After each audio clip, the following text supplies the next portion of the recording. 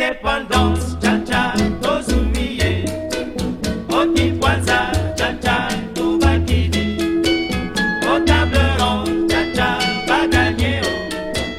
Oni panda, cha-cha, tozumiye. Indépendance, cha-cha, tozumiye. Oti kwanza, cha-cha, tubakidi. Au table ronde, cha-cha, baganye. Oni panda, cha-cha, tozumiye. Asoreko na bako, bayokani motomoko, nakonaka na cartel, balingani na front commun, bolikango kazavubu, elumuma.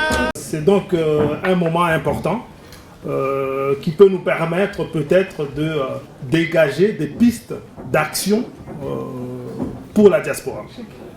Voilà. Et pour commencer, je crois que je vais donner la parole à M. Simon-Pierre Richard. Si. Allez-y, je sais que vous êtes le meilleur en introduction. Allez-y. Excuserez, je suis pris comme ça à pied levé. Je pense que, comme l'on dit beaucoup, l'année qui vient est une année de grands enjeux, mais aussi de grands dangers. Alors, si on regarde toutes les interventions qui sont passées depuis que nous avons commencé, je lis d'un côté des inquiétudes, mais quelques-uns ont donné des espérances ou des pistes, des solutions ou de réflexion. Nous, en tant que diaspora, certains l'ont dit ici, lorsque vous pesez 9 milliards d'euros d'argent en transfert, donc vous avez déjà un poids économique, je pense que nous devons tout faire que nos réunions, nos rencontres, ne demeurent pas des niveaux de théorisation où nous allons parler ou reparler des choses dont les autres avaient déjà parlé, mais nous devons chercher à capitaliser notre poids économique et en faire un poids politique. Donc, j'invite l'Auguste Assemblée à ce que nous ayons de plus des réflexions pour savoir comment nous allons concrètement peser sur les décisions du Congo. Alors, il y a deux axes. Sur le plan interne, parce qu'on avait parlé des causes endogènes sur le plan intérieur, si nous nourrissons nos familles, nous supportons les études des enfants, nous enterrons les gens où nous participons au mariage de certains, il est aussi possible d'influencer ces gens-là, de leur donner une certaine ligne de conduite par rapport aux décisions qui se prennent au pays. Donc je pense que nous, la diaspora, nous devons étudier comment chacun, j'ai vu le frère qui a parlé de comment surveiller les élections, dire si chacun de nous ici en Europe peut mobiliser 10 personnes autour de lui. Mais faisons maintenant la réflexion inverse. Si chacun de ceux qui sont en Europe peut au pays déjà mobiliser 10 à 20 personnes. D'ailleurs, au pays, on parle en termes de famille. Tu as 5, 10 responsables de famille qui savent que c'est toi qui interviens régulièrement quand ils ont des problèmes.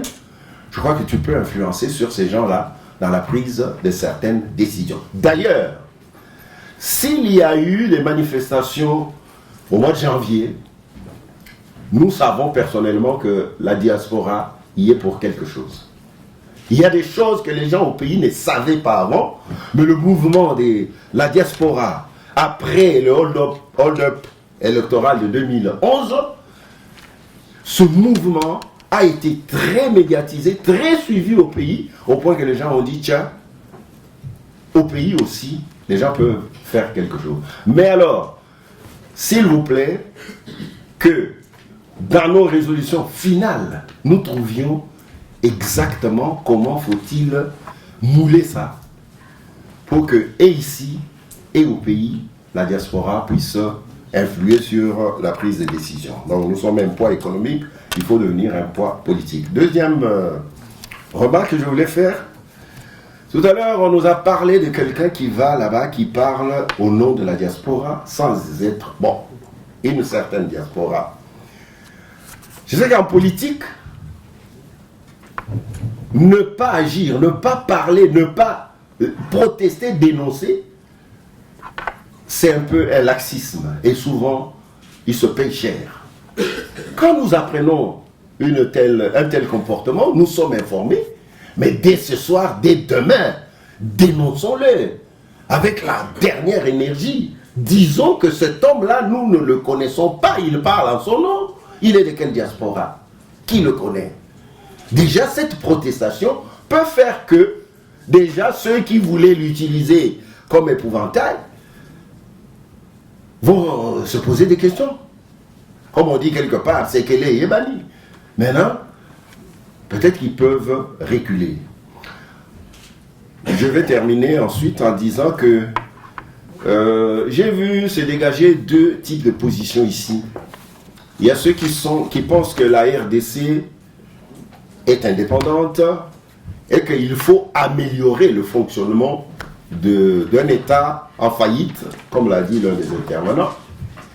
Mais il y a un autre courant que je partage qui pense que le problème de la RDC, il est plus profond. La RDC n'a jamais recouvré les attributs de sa souveraineté. Mal colonisée, la RDC a été mal décolonisée et aujourd'hui elle est mal gouvernée. 3 mots. Alors la diaspora doit faire des réflexions. Des réflexions à court, moyen et long terme. 2016 c'est déjà demain. Qu'est-ce que nous arrêtons comme stratégie pour 2016, qui est déjà demain? Ça c'est le court terme. Mais après, il faut voir le long terme, ou le moyen terme, 5-10 ans, et puis les longs termes. Si ceux qui continuent à pérenniser l'exploitation de la RDC continuent à le faire, c'est parce qu'eux, ils ont des plans qu'ils ont préparés sur 10, 15, 20 ans. Qu'est-ce que nous, en tant que diaspora, nous sommes là où l'information, la formation, c'est-à-dire les études, se font plus facilement. Nous avons Internet, nous avons la télévision, alors que, certains l'ont dit ici, il y a des étudiants au niveau supérieur en RDC qui sont encore à étudier avec la lampe tempête. Ça veut dire qu'ils n'ont pas accès aux mêmes informations auxquelles nous avons accès. Donc, essayons de faire que la divergence de nos opinions, que ça ne soit pas un frein ou une tare, mais au contraire que ça soit un enrichissement.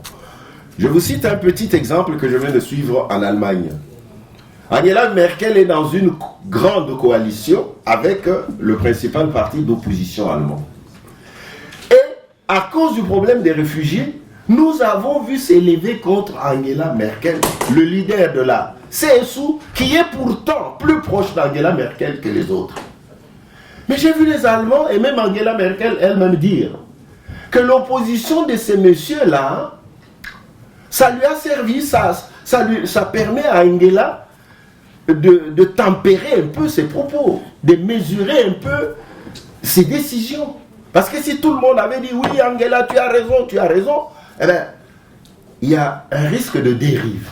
Donc, nous devons aussi apprendre à vivre avec des points de vue différents, mais chercher à aller dans le même sens pour atteindre le même résultat qui est la libération effective du Congo et le bonheur du peuple congolais. Je vous remercie.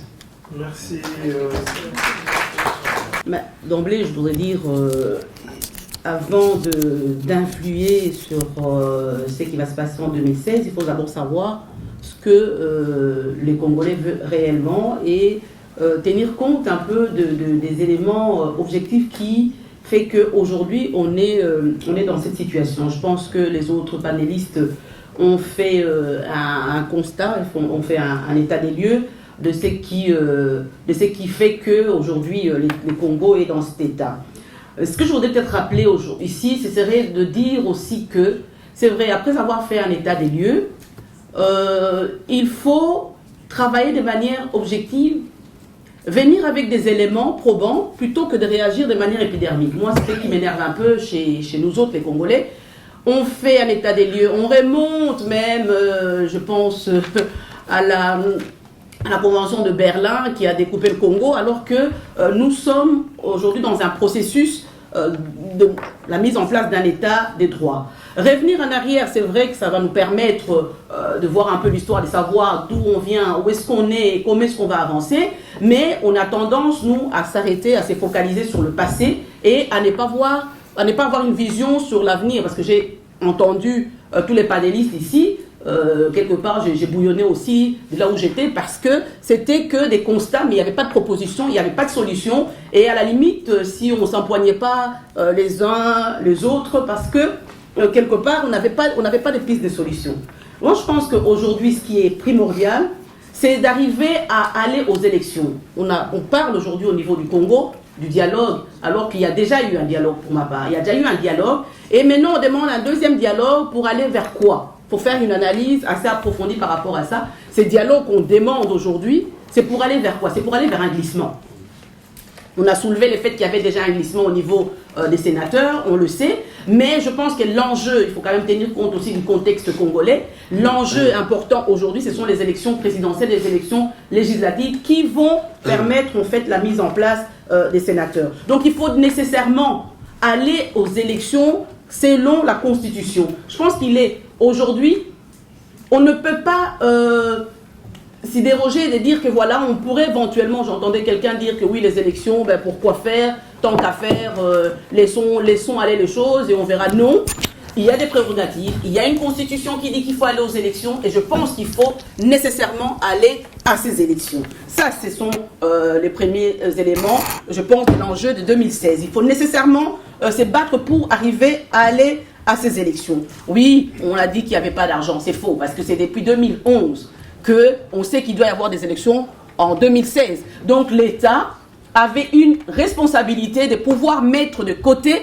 de l'argent pour pouvoir aller aux élections. Si aujourd'hui la RDC a les moyens de pouvoir aider certains pays lors des catastrophes naturelles, Haïti par exemple, alors que nous sommes 2 millions, alors que nous savons que le Congo n'a pas de moyens, entre guillemets, que pour pouvoir organiser des élections ou pour pouvoir arriver à subvenir aux besoins de sa population, alors pourquoi envoyer de l'argent en Haïti? Je vais bien, une question de solidarité, mais est-ce que par rapport à notre État, par rapport à l'État du Congo, devrions-nous nécessairement participer à cette solidarité? Donc je dis que si on veut trouver des argents, si on veut trouver des moyens, il y aura des moyens. Et pour ce faire, il faut nécessairement qu'il y ait une pression de la société civile. C'est là où l'enjeu, le rôle important de la société civile est de pouvoir faire pression pour qu'on aille aux élections. Je n'ai pas dit qu'il fallait nécessairement aller se battre, aller se faire tuer. Il y a des moyens pour pouvoir faire plier un État et de respecter la Constitution. Deuxième enjeu pour moi par rapport à 2016, après ces élections, c'est d'arriver à instaurer un réel État de droit. On le sait aujourd'hui, on parle d'un processus, aujourd'hui je ne pourrais pas dire que la RDC est totalement démocratique, on est dans le cadre d'un processus de démocratisation, donc il faudrait nécessairement travailler à ce que cet État devienne réellement un État démocratique. Nous sommes en processus, donc il faudra réellement une instauration de l'État de droit. Troisième chose, c'est arriver à avoir une opposition forte. Je vais peut-être être la seule sur la table, autour de cette table, à dire qu'aujourd'hui au Congo, oui, il y a une opposition, mais cette opposition, excusez-moi, pour les avoir côtoyés tant les gens de la majorité du gouvernement, tant les gens de l'opposition, mais excusez-moi, moi je suis dans l'opposition aujourd'hui par rapport à mon parti. Quand je vois l'opposition au Congo, en tant que parlementaire, moi j'ai un peu honte de voir ces gens en face de moi comme parlementaires de l'opposition parce qu'ils ne font pas leur travail. Je pense qu'à un moment donné, il faut aussi les mettre face à leurs responsabilités pour que un État, un gouvernement puisse changer, c'est le travail que l'opposition fait. Le rôle d'un gouvernement qui est dans la majorité, c'est quoi? C'est de mettre des lois, c'est de faire des propositions qui l'arrangent pour pouvoir rester au pouvoir. Et c'est là où l'opposition doit travailler pour le rappeler à l'ordre, pour dire non, voilà, il y a une déclaration de politique générale que vous avez annoncée au début de la législature, mais où est-ce qu'on en est? Mais aujourd'hui, l'opposition au niveau de la RDC, c'est comme les autres parlementaires, c'est de l'opposition aussi autour d'une marmite, c'est de l'opposition autour du ventre. Moi, j'ai vu, et j'étais assez choquée au mois d'octobre, où j'étais dans une réunion par rapport à un dossier sur la réhabilitation des hôpitaux, qu'on les veuille non, j'ai besoin de ces gens qui sont dans ces gouvernements pour pouvoir nous donner des possibilités d'aller travailler à l'intérieur, comme j'ai fait dans le cadre de la réhabilitation des hôpitaux. J'ai besoin de ces gens-là. Je ne cautionne pas nécessairement leur politique ou leur programme, mais désolé, ils sont là. C'est ce que l'ambassadeur Kisonga disait, ils sont là, on doit devoir travailler avec eux. Mais l'opposition était là, en train de préparer une manifestation, et l'opposition venait demander un soutien de la majorité pour aller faire une manifestation contre ce gouvernement. Mais bon sang, ce gouvernement, il va vous prendre pour qui? Il va vous prendre pour quoi? Donc c'est là où j'ai dit que l'opposition a un rôle important à jouer. Il doit arrêter quelque part de tromper un peu. C'est pas toute l'opposition, hein.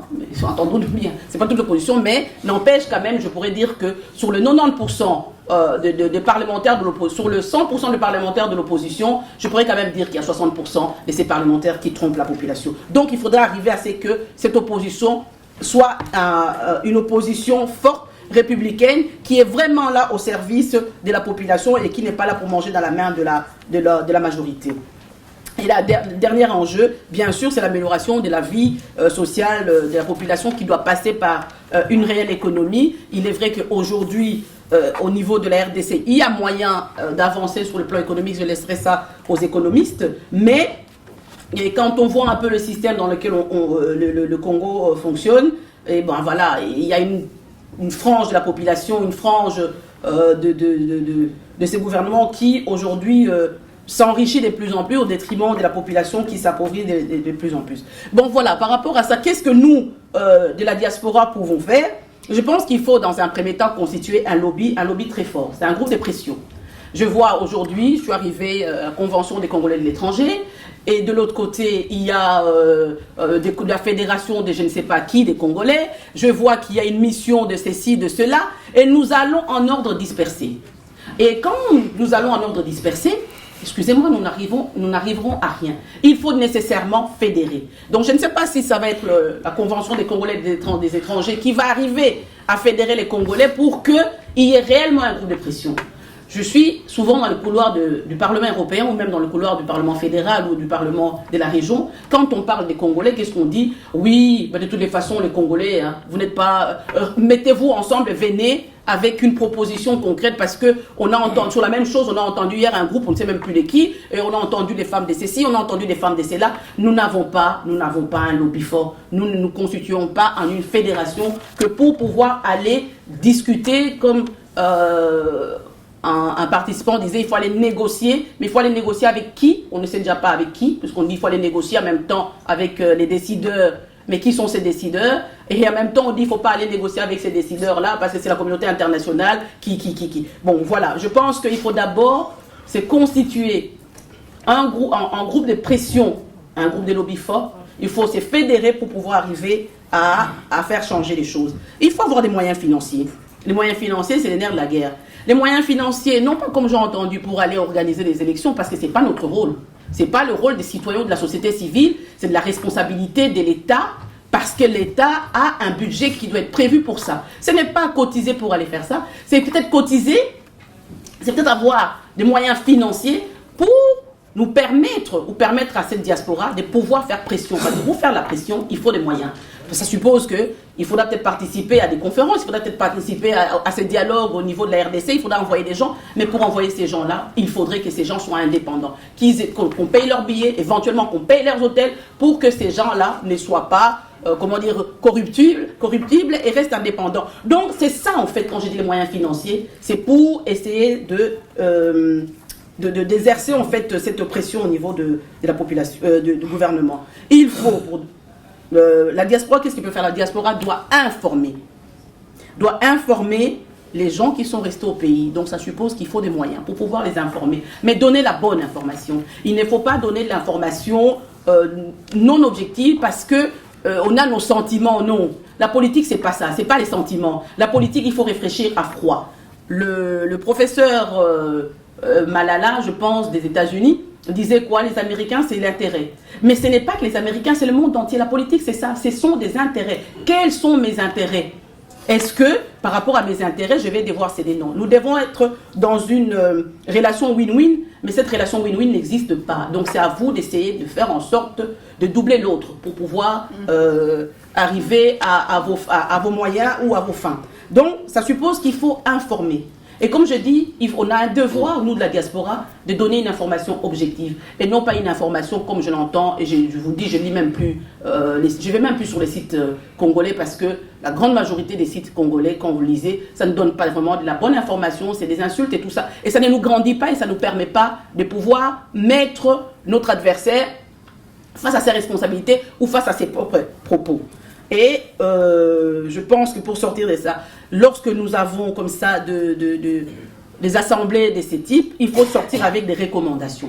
Et si on a un certain nombre de recommandations, il faut prendre 2 ou 3 recommandations qui seront prioritaires, qui va être le fil rouge de l'action que nous allons mener, soit maintenant, puisque c'est la période qui précède les élections. Donc ces fils rouges-là, sortir 2-3 éléments saillants qui vont vraiment être le fer de lance sur lesquels nous allons travailler jusqu'à arriver aux élections. Après les élections, qu'est-ce qu'il faut faire? Après les élections, il faut suivre la déclaration de politique générale, ce qui est mis en place, pour voir là où il y a des failles, là où on n'a pas respecté. Comme ça, ça nous permet, nous, société civile, nous, membres de la diaspora, de pouvoir faire pression auprès des parlementaires pour qu'ils puissent faire leur travail, et tant les parlementaires d'opposition que les parlementaires de la majorité, pour qu'ils respectent ceux de la majorité, leur déclaration des politiques générales, et ceux de l'opposition, de leur dire, là, ça ne va pas, c'est à vous de monter au créneau. Et la troisième chose, la dernière chose peut-être que je voudrais dire, et puis alors je pense que les questions vont suivre, ce serait d'avoir 2-3 priorités pour la législature. Et au-delà de la déclaration de politique générale, quelle est notre priorité? Qu'est-ce que nous voudrions que ces gouvernements mettent en place dans un premier temps? Parce que bon, c'est vrai que si on a 20 priorités, ça ne suivra pas, mais essayer de sortir 2-3 priorités encore à suivre durant tout au long de la législature. Dernière chose, comme je disais, on a parlé d'un certain monsieur qui parle au nom de la diaspora. Oui, je pense que ce monsieur, quelque part, il a, entre guillemets, je dis bien entre guillemets, une certaine légitimité, parce qu'il parle au nom de quelle diaspora? Il parle au nom de sa diaspora. Parce que maintenant, est-ce que le représentant de convention des Congolais qui irait peut-être parler au nom des conventions, est-ce qu'il représente toute la diaspora? Je pose la question. Enfin. Je m'appelle Prince Djungu, je fais des études de communication à Douala-Neuve, j'ai un master en communication, je suis communicologue et de temps en temps je suis un peu engagé dans l'associatif ici en Belgique au niveau des jeunes. Avec des amis, j'en vois un dans la salle, on a mis en place une structure qui s'appelle le collectif de jeunes congolais de Belgique, mais j'en parlerai un peu au cours de ma réflexion. La réflexion que je vais faire, je l'ai écrite, donc je l'avais vraiment ouverte. C'est une réflexion ouverte. Il y aura certainement des choses qui ne seront pas complètes et j'aimerais en retour que ça soit enrichissante. Mais c'est une réflexion il y a beaucoup de questions que je vais poser et j'espère qu'au courant de l'échange, on pourra trouver des solutions. Elle va principalement s'axer sur 3 points essentiels. Un petit constat, un peu la place de la jeunesse congolaise aujourd'hui. Je pense que c'est quand même important d'aborder un peu cette question-là. Un autre point que je trouvais quand même essentiel à aborder, c'est la question de la prise de conscience de nous jeunes. Et un dernier point, c'est notre rapport à nous. Qu'est-ce que l'on fait ou qu'est-ce que l'on peut faire? Donc si vous êtes d'accord avec cette façon de présenter ma petite réflexion, je peux y aller. Merci beaucoup. Je suis parti d'un constat, vous serez d'accord avec moi qu'en République démocratique du Congo, notre pays, et même en diaspora, il est très difficile de savoir quelle est la place de la jeunesse. Quand je suis un peu les actualités chez nous, en termes de mobilisation politique, quand certains politiques veulent faire des marches ou envoyer des gens dans la rue, ben, c'est souvent des jeunes qu'on envoie. Ben, je suis passé la partie de la réflexion, on va dire, mais le rôle de la jeunesse, c'est quoi? Est-ce que quelque part, nos politiques ne nous manipulent pas? Parce que voilà, on sait que les jeunes, ils ont la vigueur, ils ont la fougue. Mais leur rôle ne se limiterait qu'à ça. Donc c'est un questionnement que je me suis posé. Et j'ai essayé de faire un peu des petits constats que tout le monde connaît. Hein. Que dans une république démocratique du Congo, complètement dominée notamment par la croissance démographique, je pense que le Congo est l'un des pays au monde qui a un grand taux, une grande population jeune. Je n'ai pas les chiffres en tête, mais je crois que c'est le cas. Il y a la question des catastrophes écologiques, les conflits armés et les crises économiques à répétition. On est quelque part en droit de se demander ou de s'interroger sur la question du sort qu'on réserve à la jeunesse congolaise. Comme je disais, cette jeunesse est de plus en plus nombreuse et qu'on le veuille ou pas, ben, elle constitue la relève de demain et elle est confrontée aujourd'hui à de nombreuses questions, à de nombreux problèmes. Tout à l'heure, j'ai écouté maman Emma, je ne sais pas si elle est là, apparemment elle est partie. Elle a dit une phrase qui m'a marqué, j'ai même noté. Elle disait ceci: si nous voulons un Congo nouveau, il faut des hommes nouveaux. Je suis totalement d'accord avec ce qu'elle a dit, mais je me suis posé la question de savoir comment on peut construire un Congo nouveau si ceux qui sont là au pouvoir, c'est-à-dire les politiques, les vieux, appelons ça comme ça, les adultes, ben, ils ne veulent pas céder le flambeau, c'est ce qu'on dit, hein, passer le relais. Moi, je suis jeune, je me rappelle, quand j'étais plus jeune, il y a des politiciens que je voyais, mais que je retrouve toujours aujourd'hui. Donc, ça pose la question du renouvellement de la classe politique congolaise. C'est toujours les mêmes qui sont là, et quand il y a un semblant de changement, mais soit ils mettent leurs enfants et tout ça. Mais en tout cas, on sent que la politique chez nous est quelque part un peu emprisonnée ou détenue par une classe qui ne veut pas passer le relais. Je disais tout à l'heure que la jeunesse est marquée par la fougue, l'envie d'agir, l'envie de faire quelque chose, de vouloir changer les choses. Qu'on le veuille ou pas, l'envie de faire, c'est bien, mais on ne peut pas non plus, je ne veux pas nier l'importance des adultes parce qu'ils ont l'expérience, mais je pense que si ces adultes-là, ces aînés, pouvaient mettre leur expérience au service des jeunes pour les encadrer, pour les faire ce qu'on peut appeler la mobilisation citoyenne, quelque part, la continuité en termes d'engagement politique peut être est certainement assurée. Donc, cette jeunesse congolaise a donc droit à l'éducation. Je ne vais pas faire un constat sur la situation de l'éducation chez nous, on le connaît, on le sait. La jeunesse congolaise a droit à une bonne santé et à un encadrement, comme je disais, pour prendre la relève de demain. Aujourd'hui, je le répète encore, il est très difficile de savoir la place qu'occupe la jeunesse dans le développement du pays. Les jeunes sont confrontés à un manque d'opportunités, il n'y a pas d'emploi. Moi, j'ai beaucoup d'amis à Kinshasa qui ont fini leurs études universitaires, qui me disent « on a fini, mais il faut toujours connaître quelqu'un pour ce qu'ils appellent le branchement, pour pouvoir trouver un emploi ». Il y a la question de l'éducation. On sait que notre pays, en termes d'éducation, n'est pas parmi les pays le mieux classés, alors qu'on sait que l'accès à l'éducation, la bonne éducation, c'est une manière d'assurer une jeunesse, un avenir pour ces jeunes. Il y a la question, les méfaits de la prostitution, c'est quelque chose qui est assez récurrent. Ça m'arrive d'aller régulièrement sur le terrain à Kinshasa, et ce sont des choses que je vois, que je vis. Hein. Les enfants de la rue, la place de l'alcool, et même de la drogue, c'est des choses qui m'interpellent un peu. Mais dans la société congolaise, c'est comme si c'est normal. Les gens vivent avec, et je parlais tout en introduction de la prise de conscience. Moi, je suis parfois un peu outré de savoir que les gens ne se révoltent pas. Ça. En fait, il y a une question de prise de conscience, ça devient normal, je vais aller très vite. Hein. Alors que quand on observe un peu à travers le monde, on voit souvent, je fais allusion aux grands mouvements sociaux, à certaines révolutions. On parle souvent de la révolution 3.0 ou 2.0. des révolutions numériques, par exemple, ce sont les jeunes qui sont à la base de ça. Ce sont les jeunes qui changent, ce sont les jeunes qui veulent changer, ce sont les jeunes qui sont le moteur de ça. Mais chez nous, au Congo, question marque. Donc, on le veuille ou pas, l'histoire contemporaine, notre histoire, l'histoire contemporaine congolaise est inséparable de ce que le monde vit aujourd'hui. Notre monde est en plein bouleversement, il y a des événements politiques, des événements sociaux, des événements culturels, des événements démocratiques. On le veuille ou pas, ça va impacter, ça doit impacter chez nous. Et il est peut-être plus que temps de s'interroger sur ce que l'on veut réellement pour ce pays, ce que l'on veut de cette jeunesse. Et aussi que la jeunesse elle-même prenne conscience aussi de ses capacités, de ce qu'elle peut faire. Pour moi, la jeunesse est appelée à jouer un très grand rôle. Elle est le bouclier du développement. Parfois, on parle de la jeunesse congolaise comme étant une jeunesse inconsciente, c'est vrai. Mais au-delà de tout ça, au-delà de tout ce que l'on peut dire, la jeunesse congolaise, que ce soit au pays et même en diaspora, elle regorge de beaucoup de talents.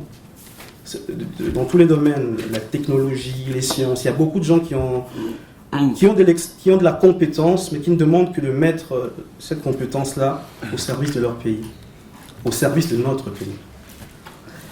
Alors, je vais bientôt terminer. Juste brièvement, qu'est-ce que nous, on a déjà fait? Avec des amis, ça fait pratiquement 1 an qu'on a essayé de monter une structure qu'on a appelée les collectifs des jeunes Congolais de Belgique. On est parti d'un constat, parce que Madame Mandaï l'a dit tout à l'heure, c'est la question le constat de la dispersion. Il y a beaucoup de Congolais, on est beaucoup de mouvements, même au niveau de la jeunesse ici en Belgique. Il y a beaucoup de mouvements, il y a beaucoup de gens qui veulent faire quelque chose. On se rend compte qu'on se bat pour les mêmes choses, mais on est dispersé. Alors avec mes amis, on s'est dit que ce serait c'est une ambition, donc c'est vraiment un processus. Est-ce qu'il y a moyen de fédérer tous ces jeunes-là pour essayer de parler parfois sur les causes qui nous concernent d'une même voix? C'est là d'où est venue la naissance du collectif de jeunes congolais de Belgique. Qu'est-ce qu'on a déjà fait ou qu'est-ce qu'on fait déjà? Donc on a essayé de se fédérer, on essaie un peu de contacter les jeunes, de se mettre ensemble, de sensibiliser via des outils modernes, Facebook, Twitter, les médias sociaux. On a organisé aussi quelques événements. Le 30 juin de cette année, on a organisé un événement qu'on a appelé « Réfléchir pour agir ». Donc c'est un peu... parce que nous les Congolais, on aime beaucoup discuter, on aime beaucoup parler. Même tout à l'heure, je vois tout le monde qui met en avant un peu sa docticité, je sais pas si ça se dit, sa science. Mais une fois qu'on termine de parler, l'action ne vient pas. Alors on s'est dit, comment ça se fait? Est-ce que ce ne serait pas, au-delà de la simple réflexion, agir aussi?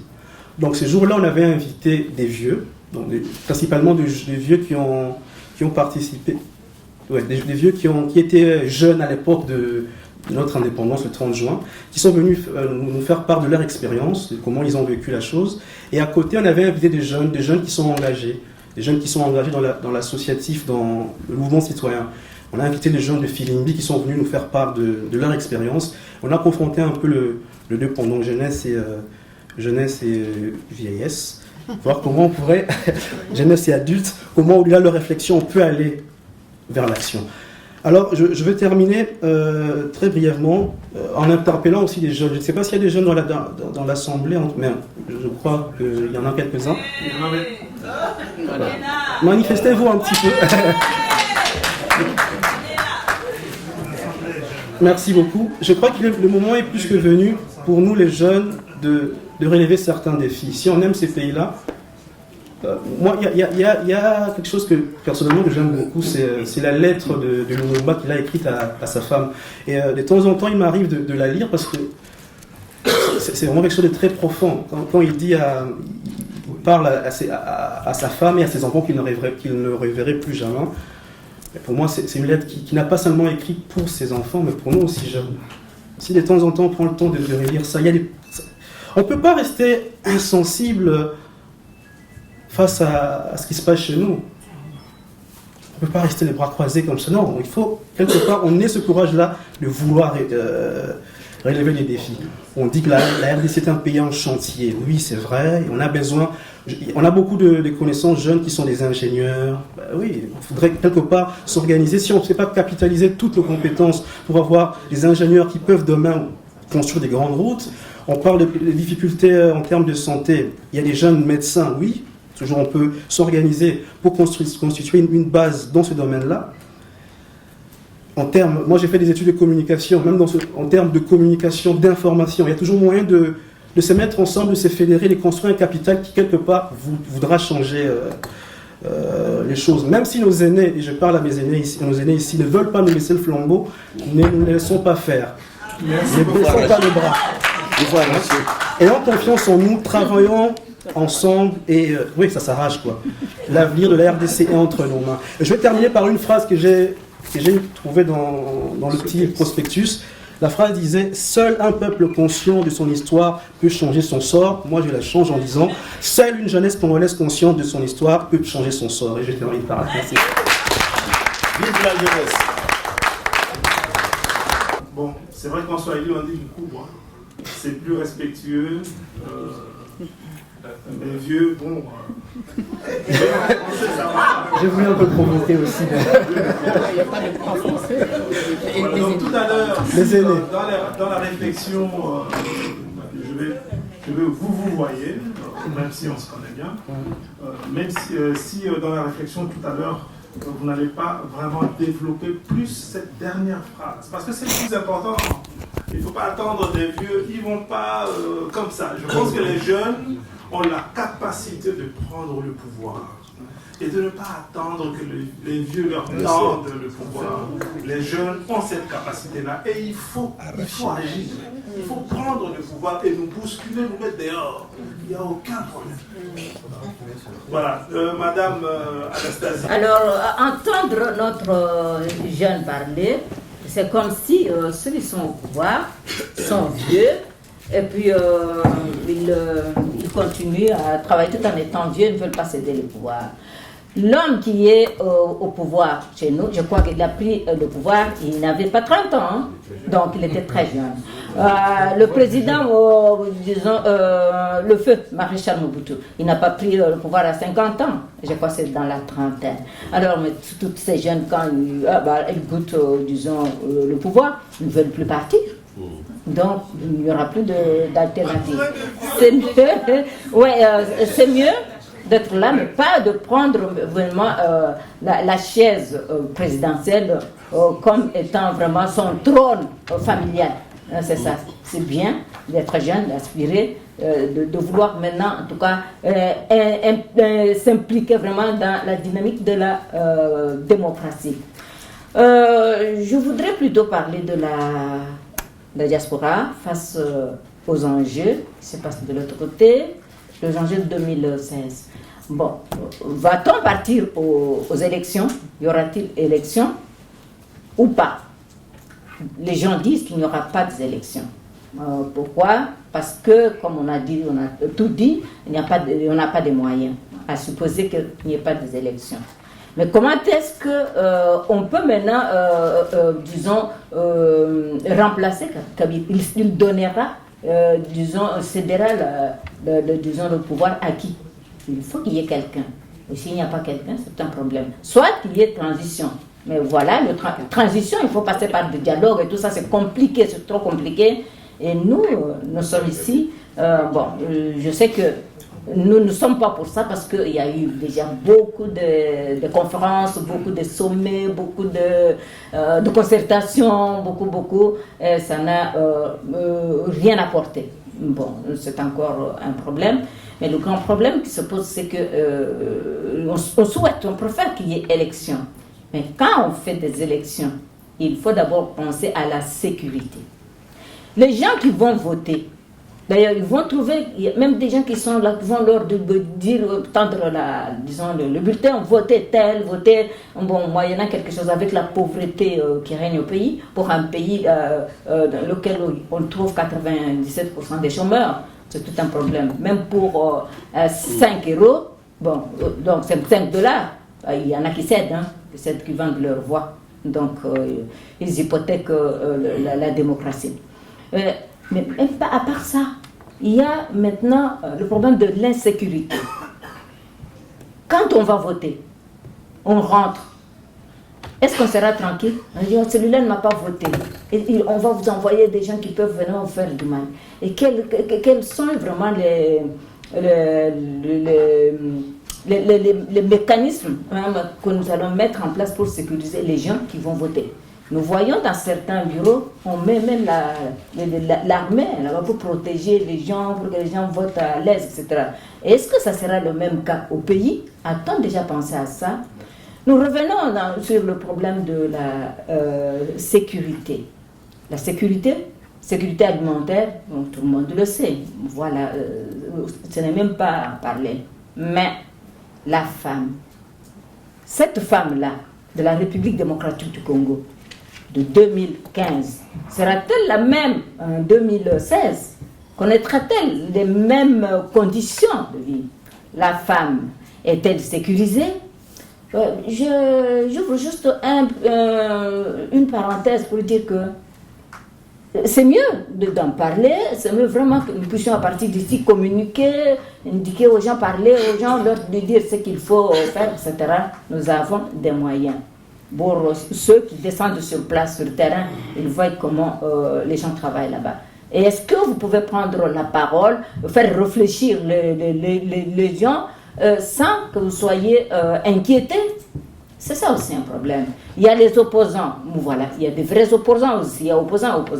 Il y a les vrais opposants qui ont voulu dire la vérité pour dire faites attention, il y a ça, il y aura glissement, ce type ne partira pas, et tout ça. Bon, et où est-ce qu'il se retrouve? Le cas typique de Eugène Djomi.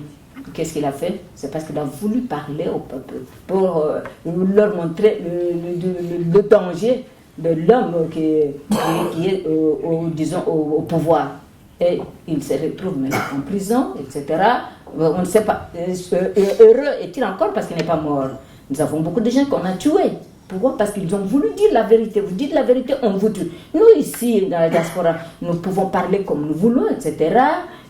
Nous demandons même de manifester. Nous manifestons, nous rentrons à la maison tranquille. Mais eux, ont-ils le droit de manifester? Parce qu'il y en a qui disent soulèvement. Nous allons leur dire de se soulever. Ils se soulèvent là-bas, on les tue. Même pour les intérêts, ça sera des problèmes. Il y aura des fausses communes. C'est encore un problème. Mais parlons de cette femme, parce que la République démocratique du Congo n'est pas seulement la capitale. Nous avons des femmes qui, jusqu'à présent, ne peuvent même pas sortir tranquillement, aller au champ, aller à la rivière, rentrer, sans qu'elles puissent être violées. Et ça se passe comme ça, dans un pays où il y a un pays souverain, notre pays souverain, et ces femmes souffrent, elles n'ont rien fait. Le 10 décembre dernier, on a assisté à la projection de film L'homme qui répare les femmes. Carrément, c'était Brackman qui devrait être là, et Thierry Michel. Vu l'insécurité, on a dit qu'ils ne seront pas là. Mais bon, voilà, vous pouvez en tout cas assister pour pouvoir expliquer, commenter le film après. Bon, on m'a informé, et puis après on me dit l'Amnesty International va envoyer une femme, elle sera là-bas, elle va aussi parler. C'est une femme congolaise. À ma grande surprise, elle était là, elle prend la parole après le film.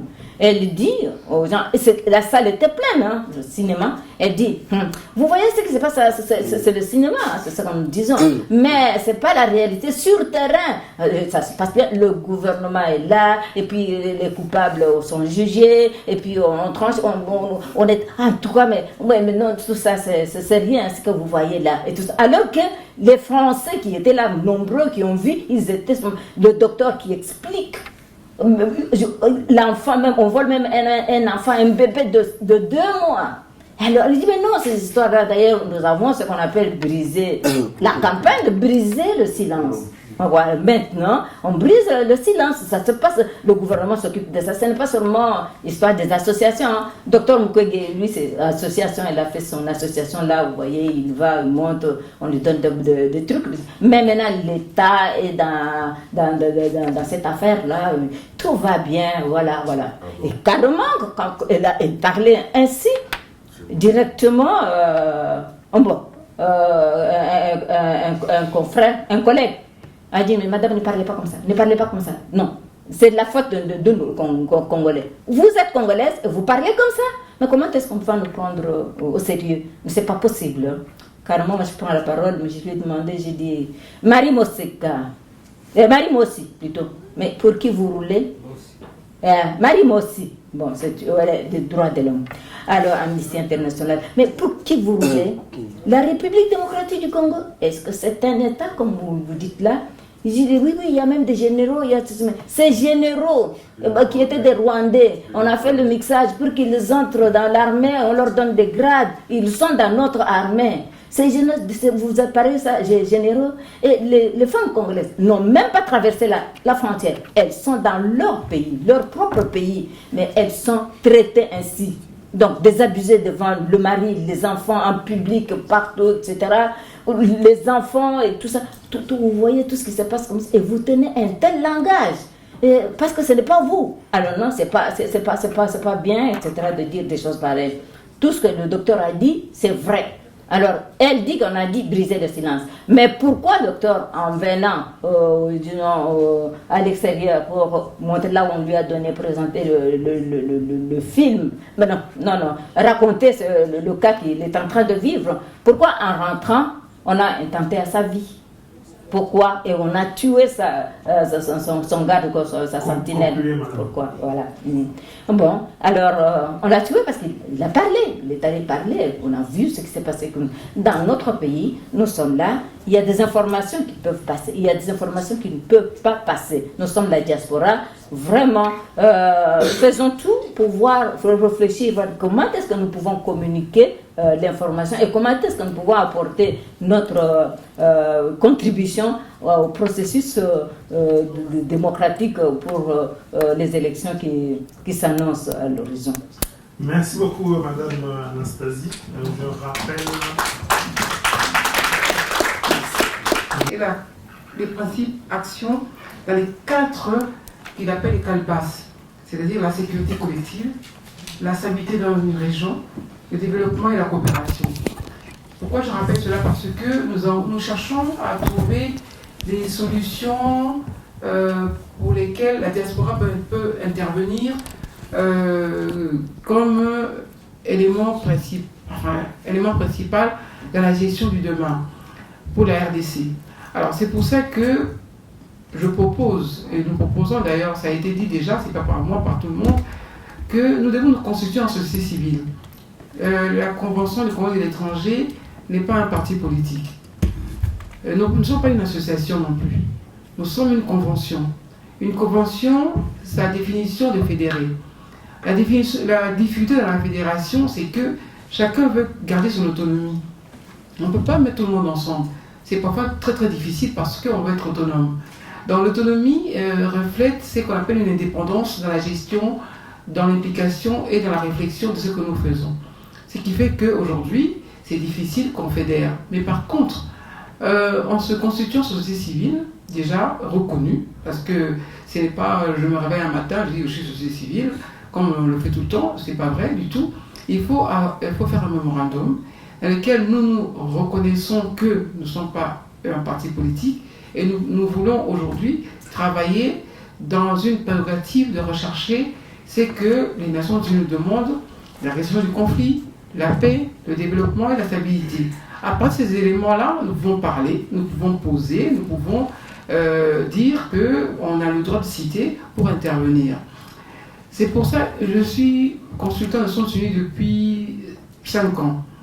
Je vous assure que c'est très très difficile, comme dit Madame Anastasia, la participation des Congolais est très compliquée.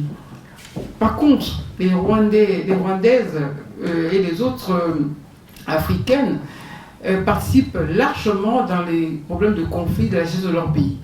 Mais nous, les Congolais, on est très très squeezés parce que c'est pas n'importe quel pays, hein, le Congo. C'est un pays très difficile. Ramaed l'a dit dans notre dernier panel au niveau des Nations Unies. Je veux entendre les Congolais. Mais quand les Congolais arrivent de la RDC, quand on parle d'eux, personne ne parle. Parce qu'au pays, c'est chaud. Alors, quelqu'un qui vient du pays, droits de l'homme, ministre, membre de la société civile congolaise, on arrive aux Nations Unies, on a du mal à s'exprimer parce que en revenant au pays, on ne sait pas qu'est-ce qui vous attend. Alors, nous, de la diaspora, comment on peut peser? Qu'en se constituant en société civile, en essayant de voir avec les autres associations ou aux autres organisations congolaises qui luttent aussi, qui essaient de trouver des solutions, de se rapprocher de nous dans le cadre de la société civile et non dans une fédération où quelqu'un va perdre son autonomie et sa gestion du quotidien. Déjà, ça, c'est une piste à laquelle nous devons travailler. Je félicite beaucoup la Convention congolaise des étrangers parce qu'ils avaient fait une motion qu'ils avaient déposée au niveau des autorités suisses pour revendiquer cette chose. Ça a été très très important et je vous assure qu'au niveau des Nations Unies, ça fait bouger les choses parce que cette motion qu'on avait déposée au niveau des autorités suisses, ça a fait un boulet, même au pays, au Congo, ça a été revendiqué. Alors, nous devons poursuivre cela. Nous nous demandons quels sont les enjeux que nous devons aujourd'hui par rapport à 2016. Les élections, ça va se passer. Qu'on le veuille ou non, ça se passera, mais pas comme nous le voulons. Au niveau des observations, on a été observateurs. Nous, on était partis, nous, à Macon. On nous avait formés comme observateurs des Nations Unies. On devait aller chez nous. Je vous assure que ça a été très compliqué. Mais on nous dit aussi qu'il ne faut pas tout dire. La facilité que nous avons ici en Europe, c'est vrai que nous avons des partenaires avec qui nous devons travailler, mais que les partenaires travaillent avec leurs intérêts. Sachez que ce soit les Nations Unies, que ce soit les pays hôtes lesquels nous évoluons, il y a d'abord les intérêts. N'oublions pas que les intérêts, c'est personnel, ce n'est pas les intérêts collectifs. Aujourd'hui, nous pouvons toujours crier que Kabila doit partir, le pays est mal, aussi longtemps que nous n'avons pas compris quels sont les intérêts du pays l'autre, les intérêts de nos partenaires, on n'a rien compris, on ne va pas avancer. Donc la négociation que nous devons faire aujourd'hui, qu'on soit association de lutte contre les violences faites aux femmes, association des enfants malades, réhabiliter les écoles, tout cela, c'est une contribution personnelle. Mais par contre, dans une vraie lutte, il faut avoir des partenaires. Et quand on a un partenaire, on doit savoir quels sont les intérêts de chacun. Et ces intérêts doivent être négociés. Si on ne négocie pas nos intérêts, on n'a rien compris de manière politique. Rien ne peut se faire. Rien ne peut se faire si nous ne nous engageons pas dans la vraie politique. La politique n'est pas seulement briguer les magistratures suprêmes ou être ministre ou sénateur. La politique, c'est-à-dire comprendre les enjeux qui nous génèrent, qui nous nécrosent, qui fait en sorte qu'on ne se sent pas bien. Qu'on soit français, belge de la diaspora ou quelqu'un de la diaspora tout court, ou quelqu'un de l'intérieur ou de l'extérieur, mais il faut qu'on comprenne ce que c'est la politique. Aujourd'hui, ce que nous faisons aujourd'hui ici, nous cherchons des solutions pour notre pays. Mais ces solutions ne viendront pas de nous ici rassemblés, on ne trouve pas des résolutions ici. Il nous faudrait négocier avec des partenaires. J'ai dit tout à l'heure, des partenaires que j'ai expliqué dans mon texte, je ne pouvais pas lire parce que ce n'est pas le moment, stratégique et rénové entre les États africains. On ne doit pas squeezer les autres États qui militent aussi. Nous avons les comment dirais-je, les frontières, les amis limitrophes qui sont, je ne dirais pas jaloux, mais très compliqués à gérer. Que ce soit du Congo-Brazzaville, du Gabon, Centrafrique, le Rwanda, le Burundi, en Sud, c'est très compliqué de gérer cela. On ne peut pas seulement tout remettre sur nous, que voilà, qu'est-ce qu'on va faire pour demain? Et les Congolais.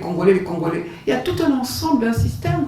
Nous devons regarder, observer et trouver des stratégies. Et ces stratégies, c'est que nous, la diaspora, on peut avoir quelques éléments par rapport à ceux qui sont à l'intérieur, qui sont tués tous les jours, poison, accidents, bagarres et tout.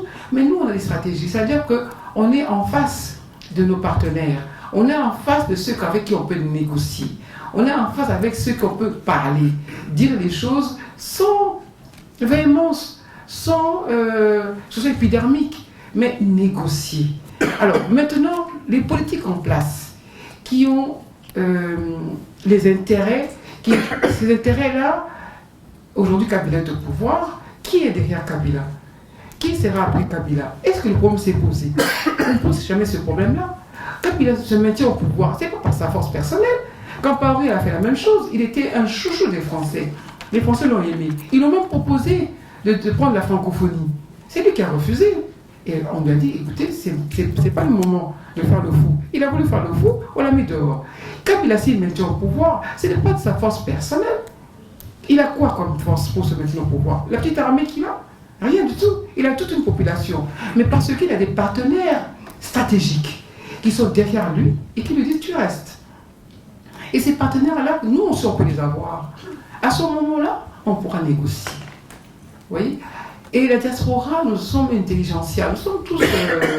on a travaillé, on a milité, on a parlé, on était dans l'association. Moi, je suis dans le Rotary, je suis président du Rotary Club International, je suis dans les Nations Unies. Mais ce n'est pas suffisant. Pourquoi on est désarmé pour notre pays? C'est parce qu'on n'a pas encore trouvé le nœud sur lequel de la négociation avec nos partenaires pour peser pour notre pays. C'est très difficile. On peut parler tout le temps, on peut toujours tout dire, mais il faut qu'on trouve le fil qui nous permette aujourd'hui, pas d'être un lobby. Le lobby, c'est très dur d'être un lobby. Hein. Le lobby asiatique, c'est parti avec de l'argent, avec la reconnaissance, parce qu'ils ont été quand même payés. Le lobby juif aujourd'hui, c'est pas un lobby facile.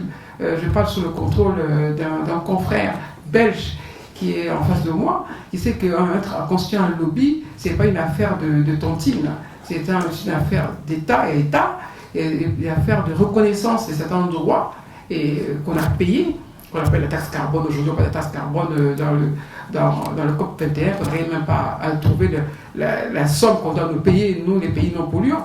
Donc tous ces éléments-là font que on ne peut pas parler en l'air, on est une force de la 6e région reconnue par les Nations Unies, mais par contre nous devons trouver une stratégie, peut-être que vous trouverez des meilleures solutions que moi, mais je pense que nous, comme je l'ai dit tout à l'heure, nous devons être avec ceux qui ont des intérêts chez nous et avec qui nous pouvons négocier pour permettre d'être entendus. Je pense que je résume là. Merci beaucoup, docteur. Je me demande par où je peux aborder cette question et par quelle approche. Ce sont des enjeux qui ne se limitent pas à des considérations particulières par rapport à une spécialité, par rapport à des connaissances qu'on peut avoir. Ce sont des questions qui nécessitent une approche un peu plus élevée et surtout une certaine humilité, une certaine petitesse, si je peux le dire ainsi, face à ce qu'on peut apporter. Les Congolais, nous avons souvent été butés à des situations très difficiles. Je n'irai pas faire l'historique, on a déjà fait depuis le matin, c'est très bien fait, de toutes les façons. J'ai beaucoup aimé la déclamation de poèmes. Je ne pensais pas que j'allais encore dire cette phrase aujourd'hui, déclamation de poèmes, faite par la dame. Elle a très bien fait, magnifiquement, en chantant, en parlant, en dansant.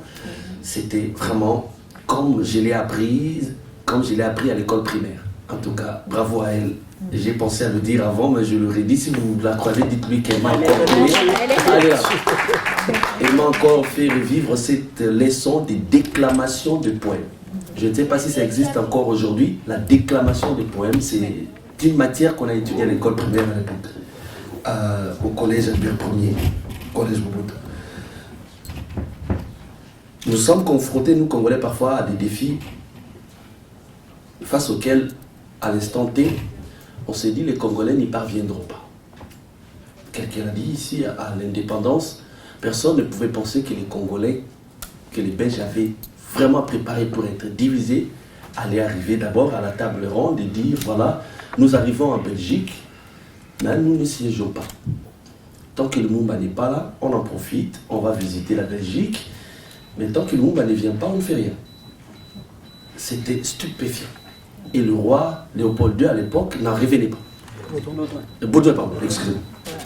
Léopold II était déjà parti depuis longtemps. Baudouin à l'époque ne révélait pas. C'est vrai ça, les Congolais veulent Lumumba. Lumumba ou rien.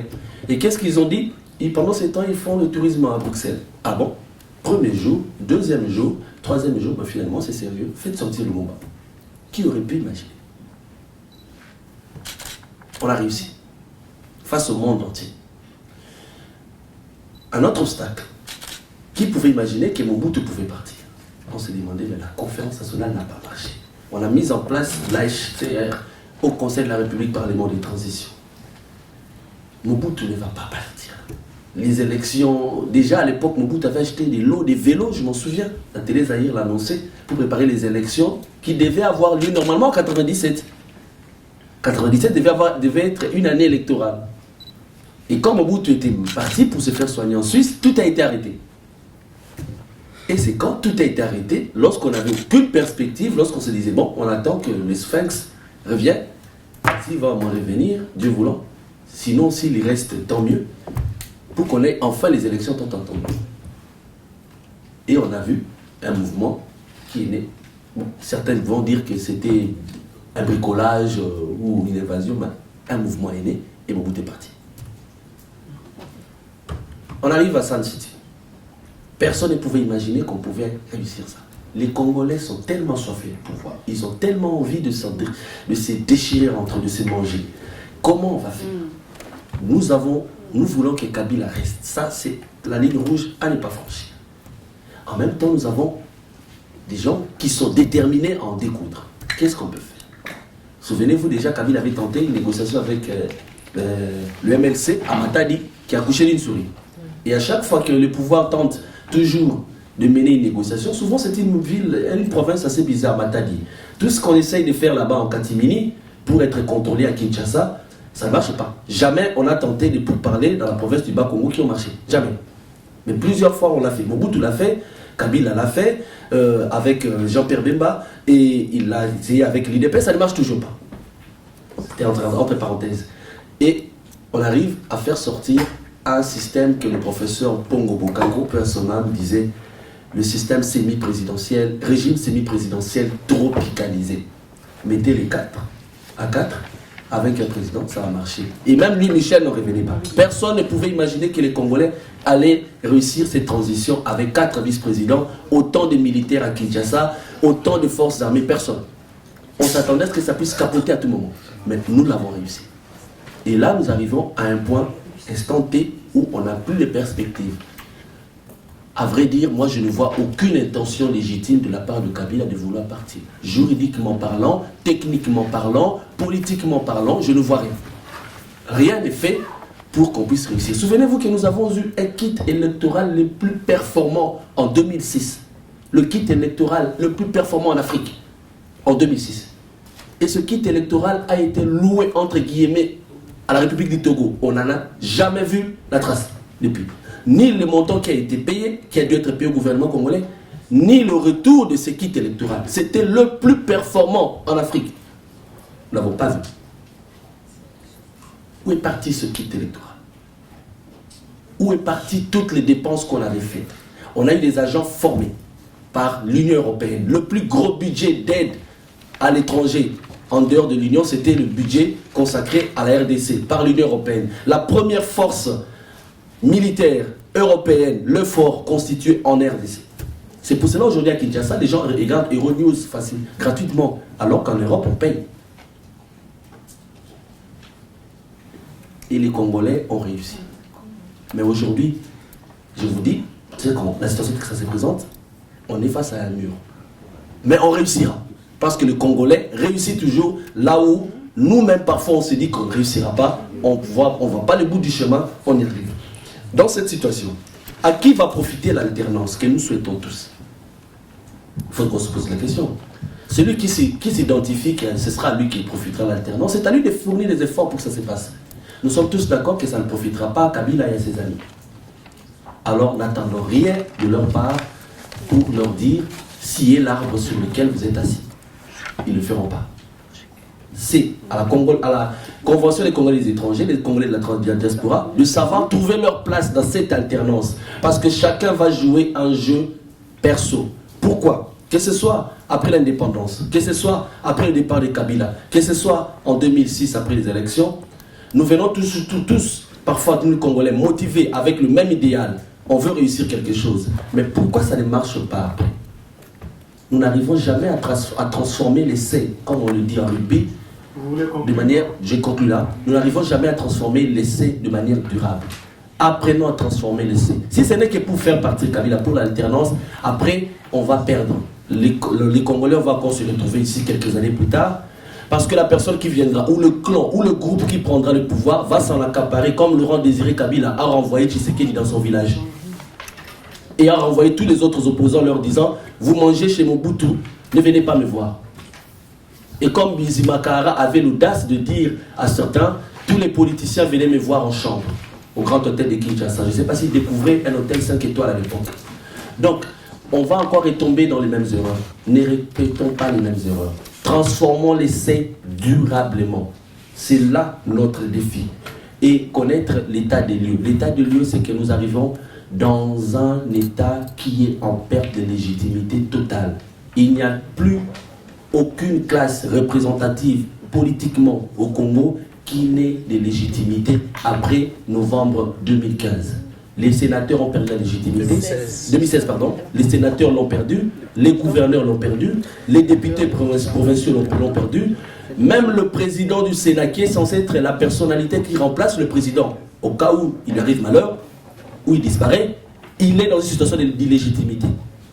Et on a même tripatouillé la Constitution qui ne reconnaît pas les conseils, des commissaires spéciaux. Ça n'existe nulle part. Mais on a créé des provinces en mettant à leur tête des commissaires spéciaux. Nulle part dans la Constitution, c'est prévu. La Constitution parle des gouverneurs. Et qui a fait ça, qui est à la base, j'ai honte de le dire, mais je dois le dire, mon ancien professeur de droit constitutionnel, Bouchard. Donc, connaissons l'état des lieux, sachons à qui profite l'alternance et trouvons notre part dans le jeu. Merci. Merci beaucoup, monsieur Patrick Moyo. Moi, je prends toujours l'exemple des Rwandais. Les Rwandais, ils ont constitué, madame, permettez-moi, un lobby fort. Les Rwandais, aujourd'hui, ils sont mieux organisés. Ils savent où mettre leurs pieds, leurs bras. Aujourd'hui, la génocide des Tutsis rwandais, c'est eux qui sont des génocidaires. Aujourd'hui, c'est à leur faveur. Comment est-ce qu'ils ont fait pour transformer ça? Parce qu'ils ont la force. Ils pèsent. C'est un problème de poids. Les génocidaires, aujourd'hui, ils sont constitués à un parti fort. Et même les Juifs sont d'accord avec ces génocidaires. En France, aujourd'hui, les Rwandais, ils organisent des choses. Beaucoup de choses en France, on voit. À RFI, il n'y a que des Rwandais, des séminaires des Rwandais pour la génocide, comparé avec l'Holocauste juif. Les Juifs, ils sont à leur côté. Organisons-nous, prenez l'exemple des Rwandais. Et ils sont organisés pour mater les Congolais. Ils savent comment faire. Ils savent comment faire pour mater les Congolais. Et ils sont au pouvoir aujourd'hui au Congo. Donc, organisons-nous pour se mettre au-dessus de Rwandais. Moi, je crois beaucoup à cette convention des Congolais des étrangers. Je crois beaucoup à ça. Et c'est de l'argent qu'il faut. Moi, si on me demande 200 € pour donner, je vais donner 200 €. Commencez déjà maintenant. Aujourd'hui, je n'ai pas l'argent là. Aujourd'hui, je n'ai pas l'argent. Mais s'il faut donner 200 €, je donnerai 200 € pour une cause. Ça me permettrait aussi de moins envoyer l'argent au Congo. C'est-à-dire que la politique, la conscientisation, la mobilisation, ce n'est pas donné à tout homme, à toute personne là, comme l'exemple que vous donnez, une fille qui n'a pas de... Comment va-t-elle s'occuper de la politique? Mais pourquoi voulez-vous qu'elle s'occupe de la politique? Ici en Europe, ici nous sommes... Est-ce que tous les hommes ici s'occupent de la politique? C'est-à-dire que le problème politique, s'il doit être intéressant, dépend du contexte et des situations. Aujourd'hui, nous traitons de notre situation congolaise en tant que pays qui traverse une crise. Les différentes propositions qui ont été données sont toutes nécessaires. Faudra-t-il les hiérarchiser? Point d'interrogation. Compte tenu de l'ampleur de la situation pour moi, nous devons travailler sur tout le front. Sur tout le front. Parce que ce soit à court terme, à moyen terme ou à long terme, tout cela est nécessaire. Alors, moi je dis ceci, la diaspora, oui, nous pouvons travailler, comme je l'ai dit, sur tous les fronts, mais ne nous coupons pas de ce qui se passe sur le terrain. Parce que, madame qui a parlé qui vient du Congo, sur le terrain au Congo, il y a des associations qui travaillent. On l'a dit là-bas, tous les hommes politiques, même de l'opposition, ne sont pas que mauvais. Il y en a qui ont une prise de conscience, qui travaillent pour l'avenir de ce pays-là. Même si souvent nous, au niveau de la diaspora, nous avons une critique très très acerbe vis-à-vis de l'opposition. Nous nous attribuons, je l'ai entendu, la manifestation du 16, tout ça. Mais on a oublié que sur le terrain, le 16 janvier, il y en a eu des oppositions qui ont bravé leur propre sécurité, qui ont risqué leur propre vie pour ça. Donc après, ça dit, ah, c'est grâce à nous la diaspora. Mais non, soyons unis avec ce qui se passe. Il y a beaucoup parmi nous qui vont souvent au Congo, qui savent sur qui on peut compter là-bas aussi au Congo. Moi, je pense, le premier, si on doit dire, première proposition que moi je soulève, c'est rassembler les moyens en tant que diaspora. Cherchons des voies et moyens pour devenir forts financièrement. Quand nous serons forts financièrement, nous saurons comment, avec ceux qui sont sur le terrain, des associations qui travaillent pour la conscientisation, c'est là où la fille qui ne se lave pas, s'il y a des gens, des animateurs qui passent pour leur dire, voilà ce que nous appelons l'éducation citoyenne. Un exemple, l'Église catholique a fait une déclaration, il y a quelques jours, qui promet de prendre en charge la population pour son éducation, qui promet une marche pacifique pour dénoncer la régression de la démocratie au Congo.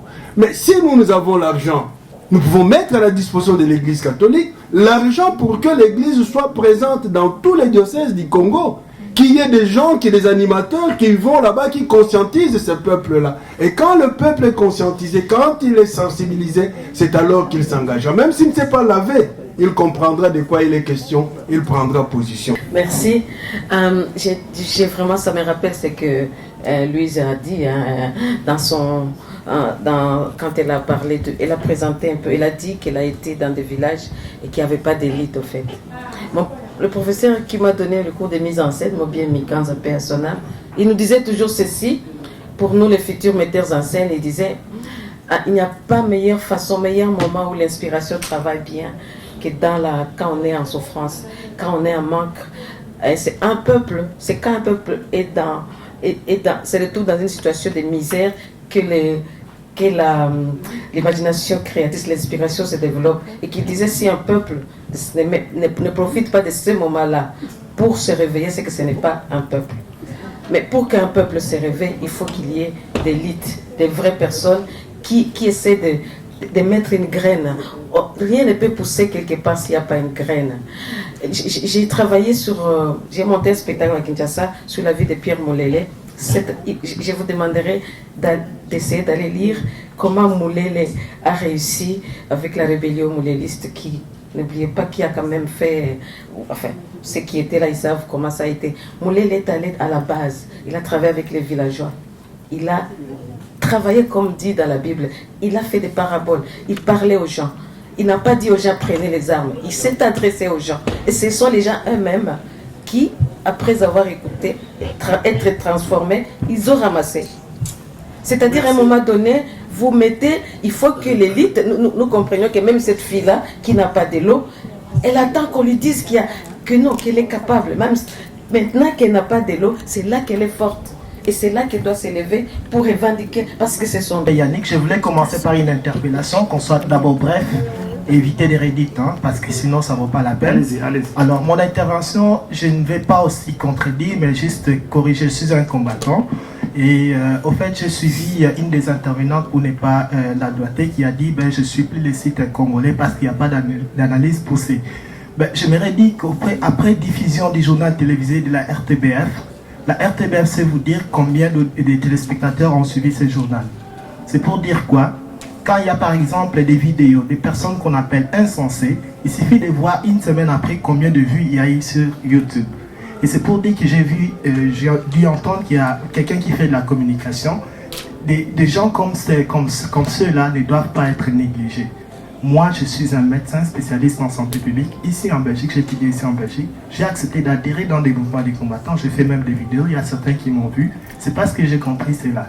Qu'il ne faut pas toujours cette politique de ségrégation. Ceux-là sont des vauriens. Moi, donc je ne peux pas m'associer avec eux. Je pense que ce n'est pas une bonne façon. Si nous voulons vraiment arriver à une victoire, nous devons nous tous nous unir, et des vauriens, et des intellectuels, et donc nous arriverons à un résultat. Merci beaucoup. Merci à vous. Nous sommes une équation à multiples inconnus et aux enchevêtrements d'intérêts. Ce qui fait que nous qui vivons qui avons fréquenté les universités de ce côté, on voit, quand vous commencez à parler de votre pays, c'est que les Blancs commencent à vous dire. Bon, on ne va pas entrer dans ce débat-là. Donc il faut effectivement nous prendre à notre juste valeur pour savoir parler à nos partenaires, aux adversaires, etc. En revenant à Prince, je dis, bon, il ne faut pas qu'on puisse mener une guerre qui nous fragilise. La jeunesse ne peut avoir l'efficacité de la force de combat que si elle écoute les vieux, alors les sages. Ça ne sert à rien de se lancer dans un conflit de génération inutile. Le patricide, c'est le plus grand crime qui puisse perdre l'homme.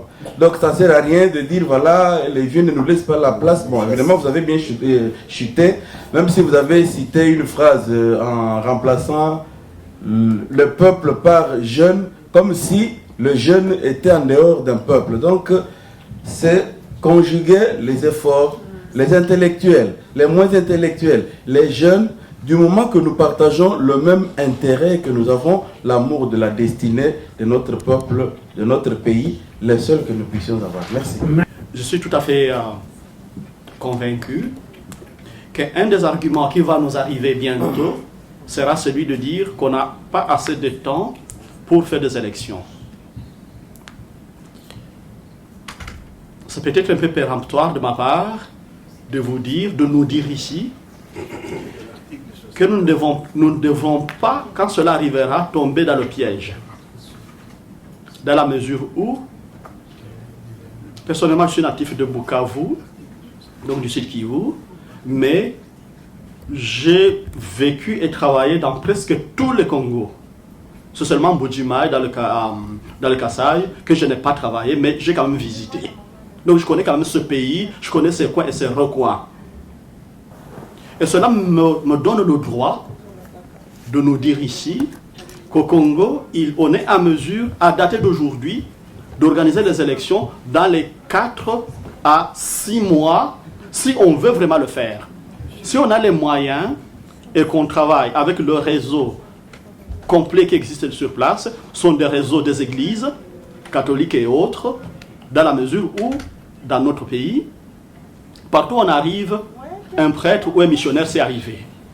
Un prêtre ou un missionnaire a déjà établi un bureau, un service, pourquoi pas, peut-être un fichier de la population sous forme de carnets de baptême, de confirmation et autres, qu'on ne vienne pas à un moment nous dire qu'il est impossible d'organiser les élections dans les bons délais. La deuxième observation, et celle-là elle est plutôt d'ordre pédagogique, d'ordre épistémologique. Quand je nous ai entendu depuis le matin, on parle bien de vision, on parle bien des fondements, on parle bien des droits et du droit, des états de droit. On définit beaucoup. On cite beaucoup d'auteurs. À un moment, je suis arrivé à me dire, mais en fait, on m'a répété chaque fois que nous étions un pays particulier. Chaque fois en insistant sur le fait que, quoi que nous pourrions un jour entreprendre, nous devons veiller à ce que nous garantissions les intérêts des puissances qui veulent exploiter nos ressources.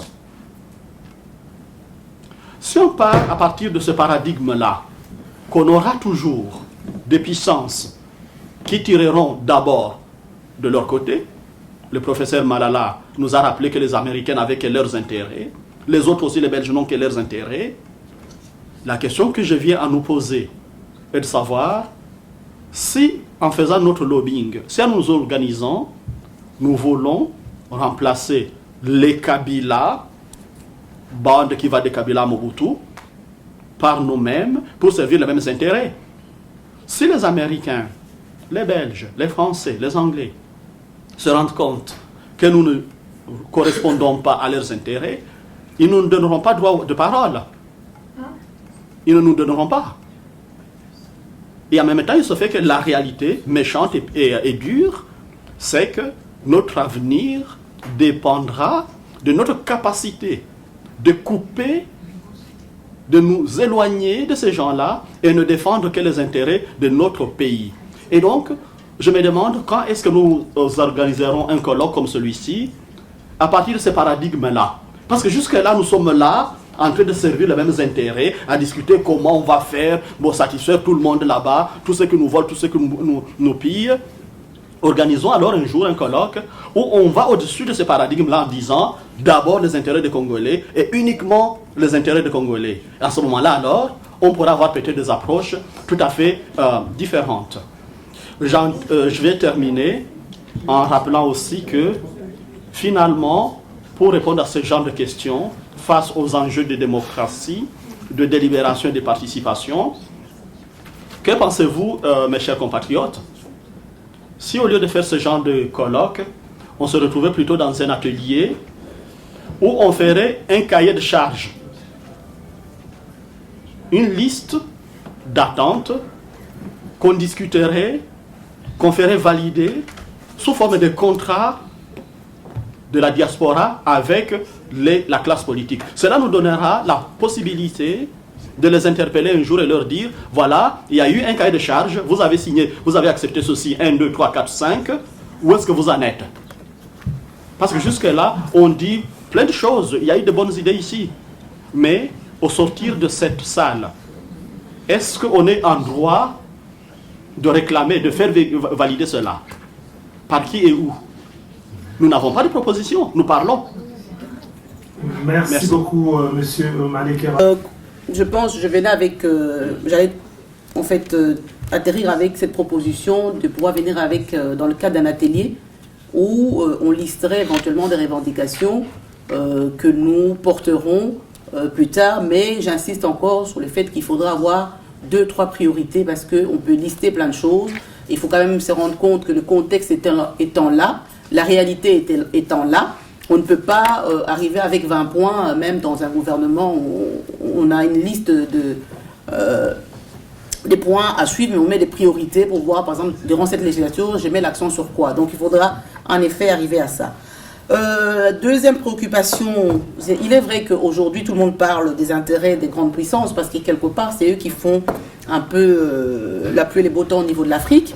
Arriverons-nous à mettre en place un genre de colloque de ce style-là où on aborderait cette question des intérêts propres aux Congolais? Je vais vous dire très sincèrement en vous regardant dans les yeux, aujourd'hui c'est trop tôt. Aujourd'hui c'est trop tôt de pouvoir le faire parce que quand on va commencer à le faire alors que nous n'avons rien en tant que pays, on est peut-être souverain, mais il n'y a rien. Pas d'armée, pas un état de droit comme tel, pas des hommes forts que pour pouvoir, et notre économie est par terre, on dépend totalement de l'économie, des aides des autres. Donc quelque part, on l'a dit, la personne qui vous nourrit décide quelque part de ce qu'il veut. Donc aujourd'hui c'est trop tôt. Allons plutôt examiner le modèle chinois.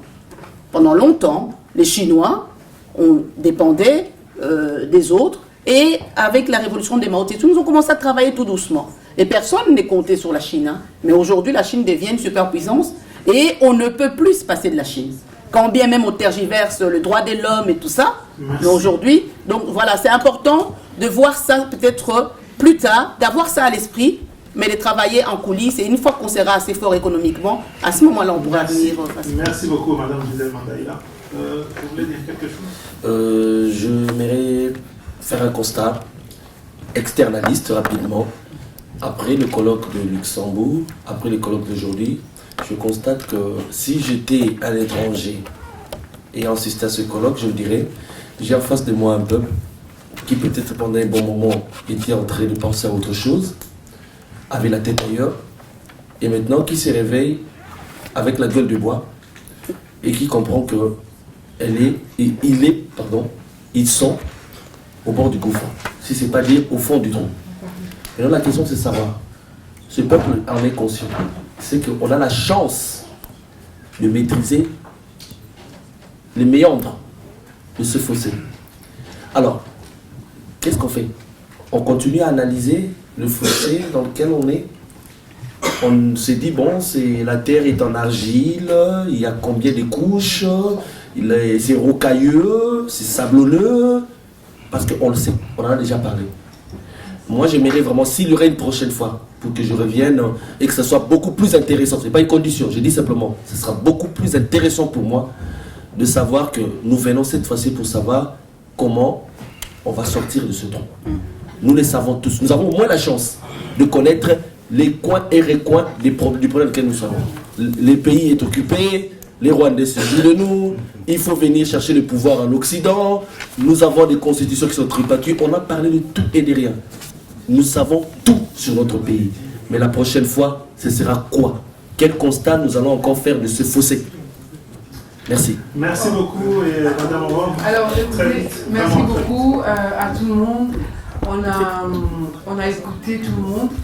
Prochainement, la Convention congolaise de l'étranger peut-être sera à Paris. Et on fera des ateliers, monsieur, comme vous avez demandé. Et ce sera une convention où les ateliers vont nous trouver les résolutions qu'on mettra sur un procès verbal. Et en même temps, les propositions qui ressortira de vous. Et on pourra toujours avoir ce souci de construire le Congo qui a fait que ce soir, on est resté plus de 12 heures sans manger, mais on est toujours là parce qu'on aime le Congo. Je vous remercie.